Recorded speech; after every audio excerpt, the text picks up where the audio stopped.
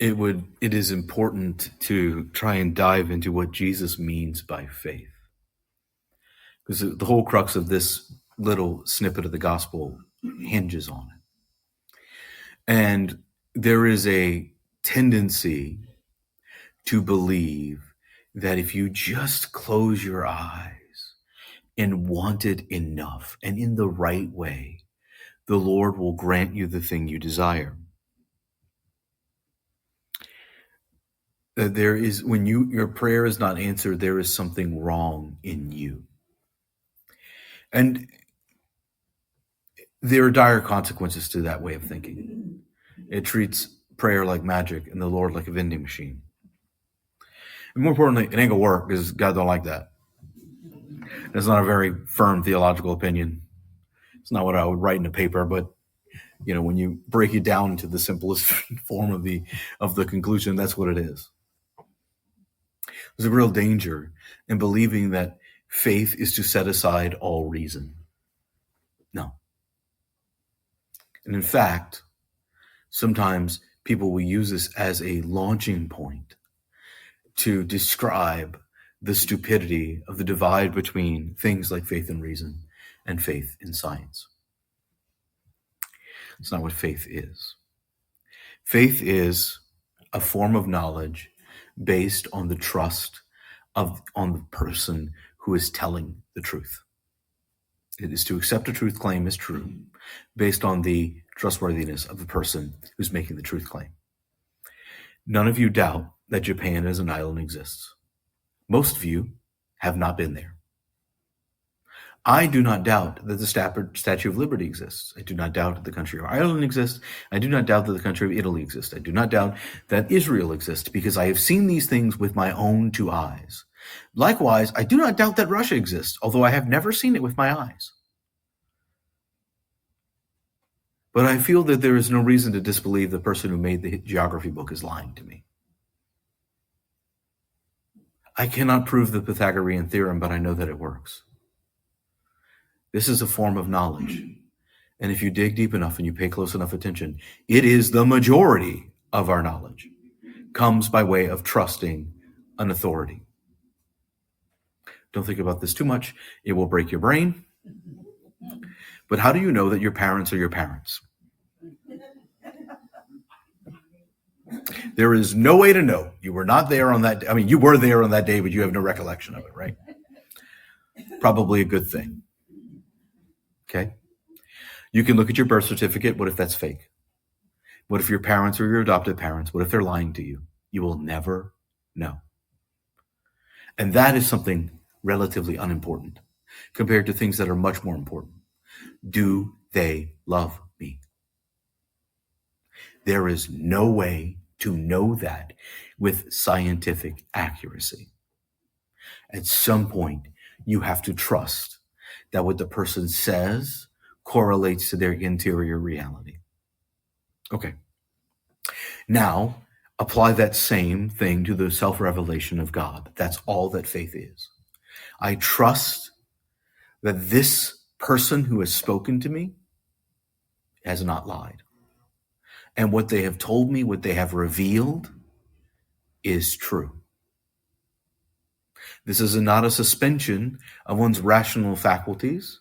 It is the application of one's rational faculties to revealed truth. It is also likewise a gift because the revealed truth is the gift.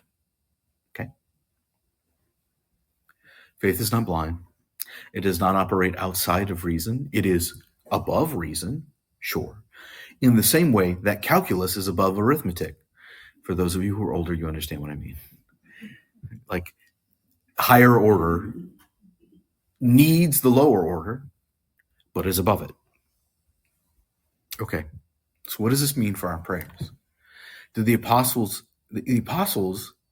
did not trust Christ enough. And so their prayers were not answered. And maybe the trusting is they don't believe that they can do this thing. Maybe the trusting is they don't believe that Jesus is going to do this thing. Maybe they believe that Jesus can't do this thing. Or more, maybe they're just so worried about whether or not the thing will actually happen. that it is more about what I do than about what the Lord does. Above the steps of the seminary is the motto of Archbishop Shaw: God will provide. I've seen it happen so many times. And I suggest to you, as opposed to sheer blind faith, trust in the providence of God. Now, this is not to go. This is the way I form the sentence in my own head. Okay. I do not know how this could even possibly be resolved. I am not a conflict. I am a problem solver. I am not a conflict resolver. Interpersonal conflict between peoples is not a thing that I do well. It is, I've met some people that really enjoy this, and they weird me out. Like, I know there's a way to resolve this conflict. I'm like going, no, it seems irresolvable completely. I'm sorry, it's a dumpster fire. You ought to both give up and move on with your lives. And we're talking about people that disagree at work. This is not significant things. These are people that could, there's a pastor in New Orleans who had to order. You shouldn't have to do this stuff. He had to order his 2 maintenance guys. You work on these 3 buildings. You work on these 3 buildings. Do not talk to each other. Do not cross paths. That's it. Because every time they would interact, it would immediately become a fight, and they had no ability to moderate it. So the outside force, the pastor, comes in and says, I don't understand how you don't see this, but like, you stay in your buildings. You stay in your buildings. And if you fight again, I will fire both of you, because it's not worth it. That solved the conflict. That's about all I'm capable of. But there are some people really good at this stuff. And it can be done. There's the famous story of Mother Angelica, right there. They want to start this monastery. They want to start this television station. They need a lot of money. They needed a lot of money for today's money. And when she was doing that, oh, baby, it was a lot of money. And 5 families popped up, unknown to us, like it's still not recorded, and gave the $1 million each, and that paid for EWTN to get started. And there was a certain amount of like, oh, I don't know how this is going to happen. It seems impossible. And yet God has provided. That's one example, right? Here's where the real important work starts. Pay attention in your life. You'll see the places where God has provided. And now when you face an unknown, and I don't know what to do, I don't know how this is going to work out. But if the Lord wants this to happen, I'm excited to see how he is going to provide. And then you be patient. There are too many experiences in my life where I have sat there and said, this is impossible. I'm a fairly positive person, but I recognize the difficulty of certain situations. And people will come to me and this was a wonderful idea. I'm like, yeah, it's a wonderful idea. It's going to stay an idea too. This ain't coming to reality anytime soon. And then, but I keep that inside thought inside, right? And then something happens and I go, well, shoot. We're way farther ahead than I thought we were going to be. And unfortunately, I can't share with you all the stories because some of them are kind of confidential. But the people of God has showed up and provided things that I thought were impossible. And if you guys can do that, this is not to be demeaning to anybody, but if you guys can do that, how much more so God?